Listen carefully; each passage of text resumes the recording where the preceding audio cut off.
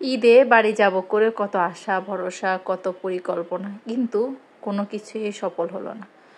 আসলে মহান রব্বুল আলামিনই উত্তম পরিকল্পনাকারী।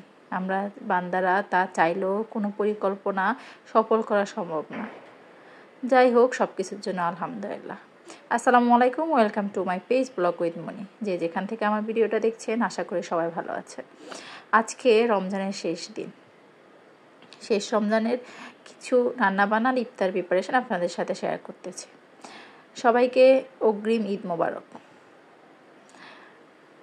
এই যে আমি প্রথমে একটু শুটকি বোনা করব, আর আগে লেফট ওভার তরকারি আছে, তাই এই যে এই পাশে দিয়ে আমি ছোলাও বোনা করার জন্য সব রেডি করে দিচ্ছি। আসলে অনেক ইচ্ছা ছিল এবার গ্রামের বাড়ি যাব, কিন্তু দেখেন কি আল্লাহর কি উত্তম পরিকল্পনা। আমার ছেলেটা অসুস্থ, তাই যেতে পারিনি। আসলে এত লং জার্নিতে মনটাও ছেলেটাকে অসুস্থ করতে চাই নাই।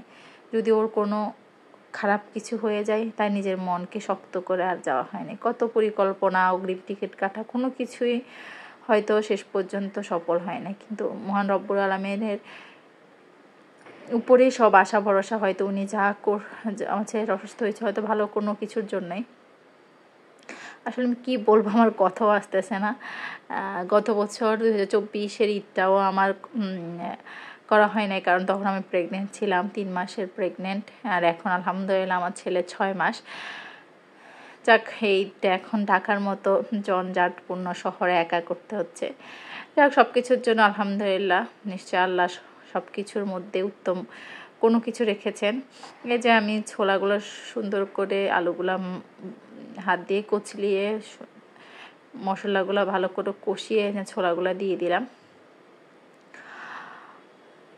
কে কোথায় এবার ঈদ করতেছেন কমেন্ট করে জানাবেন। আসলে ঢাকা শহরে একা একা ঈদ করা যে কী পরিমাণ কষ্ট, হয়তো যদি কেউ কখনো করে থাকেন একান্ত, তারাই এই কষ্টটা ফিল করতে পারবে।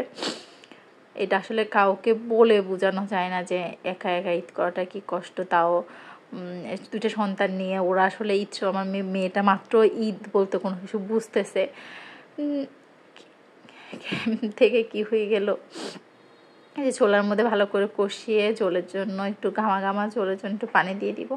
অনেকে হয়তো ছোলাটা একেবারে শুকাই ফেলে, আমি অত শুকাই ফেলি না, হালকা একদম ঘামা রাখি। এই যে শুটকিটা আমার অলমোস্ট হয়ে আসছে, এই যে ছোলাও হয়ে গেছে।